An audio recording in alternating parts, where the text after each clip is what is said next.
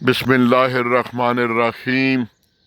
अल्लाहुम्मा सल्लि अला मुहम्मद व अला आले मुहम्मद व बारिक वसल्लम।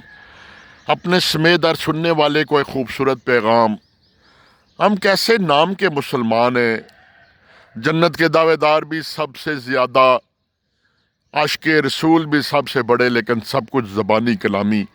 हमने कभी सोचा कि हम जिस जगह जिस मकाम पर हैं, बतौर मुसलमान, बतौर मोहम्मद मुस्तफ़ा सल्लल्लाहु अलैहि वसल्लम का उम्मती होने के नाते, हम उनके साथ अपने असूलों में, ज़िंदगी के तर्ज़ हकीकत में, ज़िंदगी के रहन सहन में अपनी नबी की कितनी सुन्नतें पूरी कर रहे हैं, तो जजमेंट होगी कि बिल्कुल ज़ीरो।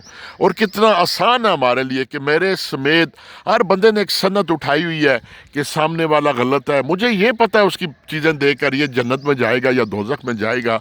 हालांकि सबसे आसान चीज़ जो है ना, वो इंसान का हल्की सी नज़र नीचे करनी पड़ती है तो गिरबान झांकने के लिए है, लेकिन हम अपने गिरबान को झांकते नहीं। ये भी छोड़ दें, जन्नत के फार्मूले, फ़लसफ़े, कुरान के जो अल्लाह ताला के बयान हैं, इनको भी मैं कहता हूँ थोड़ी देर के लिए सारी चीज़ों को एक साइड पे करें।